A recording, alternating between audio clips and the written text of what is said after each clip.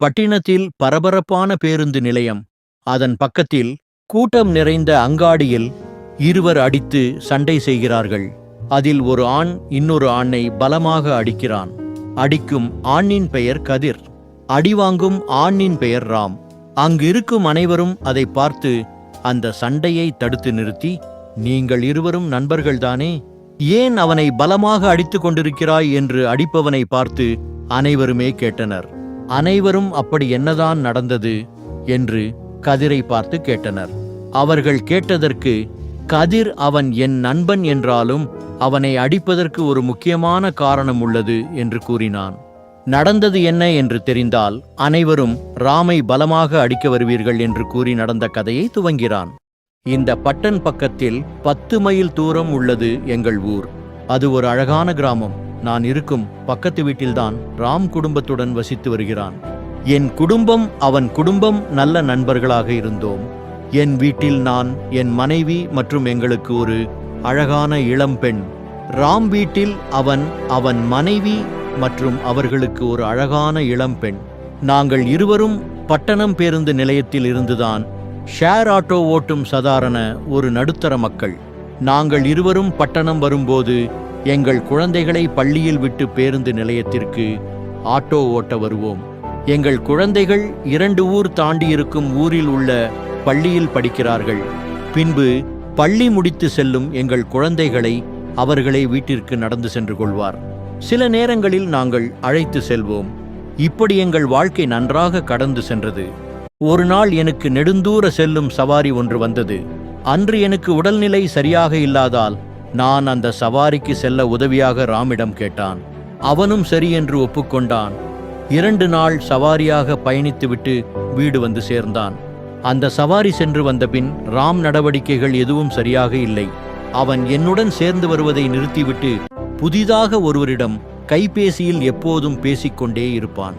தினமும் பேருந்து நிலையத்திற்கு வராமல் வேறு எங்கேயோ செல்வான்.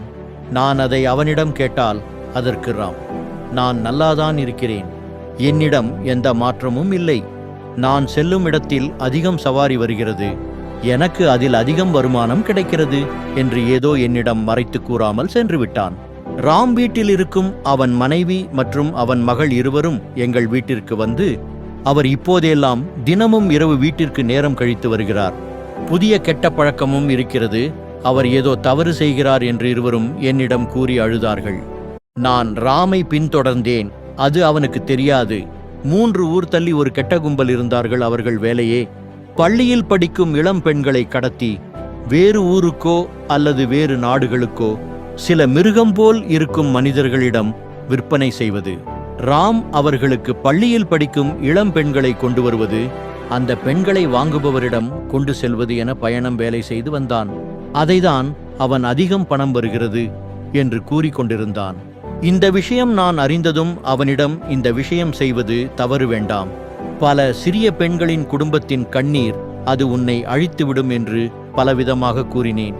ஆனால் நான் கூறுவதை மதிக்காமல் அதே வேலையை செய்து வந்தான். அவன் குடும்பத்தை நினைத்தேன். அவன் மீது புகார் கொடுக்கவும் மனம் இல்லாமல் நான் அவனிடம் பேசுவதை நிறுத்திவிட்டேன். சில நாட்கள் கழிந்தது.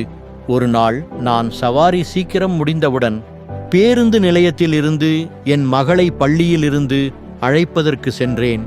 அங்கு சில மணி நேரம் கழிந்தும் என் மகள் பள்ளியில் இருந்து வெளியே வரவில்லை. என்ன என்று உள்ளே சென்று பல இடங்களில் தேடினேன். என் மகள் தோழிகளிடமும் ஆசிரியரிடமும் விசாரித்தேன். அவர்கள் முன்பே சென்று விட்டாள் என்று கூறினார்கள். எனக்கு பயம் வந்தது. பள்ளியின் வாட்ச்மேனிடம் விசாரித்தேன். உங்கள் மகளை உங்கள் நண்பன் அழைத்து சென்று விட்டார் என்று கூறினார்.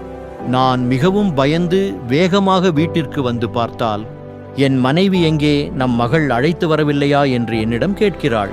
ராம் அழைத்து வந்ததாக பள்ளியில் கூறினார்கள் என்று கூறினேன். ராம் வீட்டிற்கு சென்று பார்த்தேன்.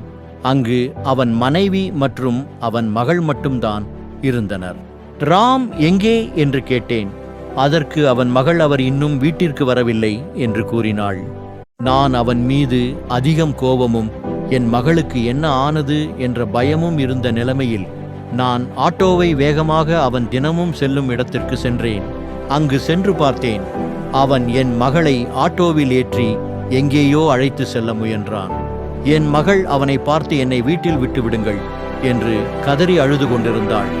நான் வேகமாக அருகில் சென்றதும் அவன் என்னை பார்த்ததும் பயத்தில் ஏதோ வாய்க்கு வந்தபடி கூறிக்கொண்டு ஆட்டோவில் ஏறி தப்பிச் செல்ல முயன்றான்.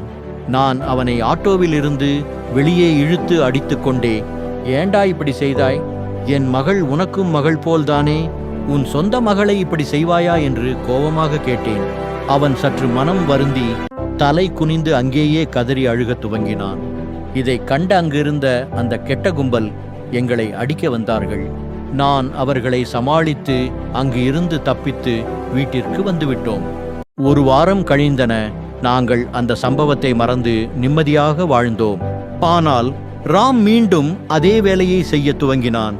நான் பலமுறை கூறியும் அவன் என்னை மதிக்காமல் அதே வேலையை செய்து கொண்டிருந்தான். அந்த கும்பலில் புதிதாக ஒருவனை அழைத்து வந்தார்கள். அந்த ஒருவன் ராமுக்கு புதிய நண்பன் ஆனான். அந்த புதிதாக வந்த ஒருவன் ராமை விட அதிகமாக வருமானம் கிடைக்கும்படி வேலை செய்தான். அதனால் ஒரு நாள் ராமை அந்த கும்பல், இனி வேலைக்கு நீ வரவேண்டாம் என்று ராமை துரத்தி விட்டார்கள். ராம் அவர்களிடம் சண்டை செய்து உங்களை பற்றிய உண்மைகளை நான் நாளை அனைவரிடமும் கூறுவேன் என்று சவால் செய்து வந்தான். ராம் மனம் வருந்தி ஆட்டோவை வேகமாக ஊர் முழுவதும் சுற்றி மாலையானதும் வீட்டிற்கு வந்தான். ராம் வீட்டிற்கு வந்தும் அவன் மனைவி எங்கே, நம் மகள் என்று ராமிடம் கேட்டாள். அதற்கு ராம், நான் பார்க்கவில்லை, இன்னும் வீட்டிற்கு வரவில்லையா என்று கேட்டான். அதற்கு அவன் மனைவி இல்லையே என்று கூறியதும் ராம் ஆட்டோவை வேகமாக பள்ளிக்கு சென்று பார்த்தான். அங்கு அனைவரிடமும் கேட்டான். அவர்கள் அனைவரும் அவள் முன்பே சென்று விட்டாள். உங்கள் நண்பன் என்று ஒருவர் வந்து அழைத்து சென்றார் என்று கூறினார்கள். ராம் பயந்து வேகமாக என்னை பார்ப்பதற்கு வந்தான். நான் அப்போதுதான் வீட்டிலிருந்து மாலை சவாரி செய்ய பேருந்து நிலையத்திற்கு செல்ல புறப்பட்டேன். ராம் என்னிடம் வந்து, என் மகளை பள்ளியில் இருந்து அழைத்து வந்தாயா என்று கேட்டான். நான் உன் மகளை பார்க்கவில்லையே, ஏன் என்ன ஆனது என்று அதிர்ச்சியுடன் கேட்டான். அதற்கு ராம், என் மகளை காணவில்லை, பள்ளியில் கேட்டால் என் நண்பன் அழைத்து சென்றதாக கூறினார்கள், எனவே நான் உன்னிடம் வந்தேன். இதை பற்றி பேசிக் கொண்டிருந்த நேரத்தில் ராமுக்கு கைபேசியில் ஒரு அழைப்பு வந்தது. அவன் எடுத்து யார் என்று கேட்டான். அந்த கெட்ட கும்பல், நாங்கள்தான் உன் மகளை கடத்தினோம். ராம் அழுது கொண்டே என் மகளை விட்டுவிங்கள் என்று கதறினான். அவர்கள் எங்களை மாட்டிக் கொடுப்பதாக கூறினாயே, அதனால்தான் இதை செய்தோம் என்று சிரித்துக்கொண்டே கூறி அழைப்பை துண்டித்தனர். நானும் ராமும் வேகமாக அந்த கெட்ட கும்பலிடத்திற்கு சென்றோம். அங்கு சென்று பார்த்தால் ராம் மகளை காணவில்லை. நாங்கள் அவர்களை அடித்து கேட்டோம். கடைசியாக ஒருவன் மட்டும் கூறினான், உங்கள் மகளை 3 ஊர் தள்ளி உள்ள பெரிய பணக்காரனிடம் கொண்டு செல்கிறான் புதிய ஆட்டோக்காரன் என்று கூறினான். நாங்கள் வேகமாக சென்றோம். ஆனால் எங்களால் கண்டுபிடிக்க முடியவில்லை. பல இடங்களில் தேடினோம், காணவில்லை. இரவு ஆனது, மனம் உடைந்து போனோம். கடைசியாக ஒரு தெருவில் தேடிக் கொண்டிருந்தோம். அங்கு ஒரு பெரிய பங்களாவில் இருந்து ஏதோ சத்தம் கேட்டது. நாங்கள் வேகமாக அந்த வீட்டின் கதவை உடைத்து உள்ளே சென்று அங்கு பார்த்தால் இளைஞன் ஒருவன் இருந்தான். எங்கள் மகள் ஒரு ஓரத்தில் அமர்ந்து கதறி அழுது கொண்டிருந்தாள். தொடரும். To be continue. தொடரும். To be continue.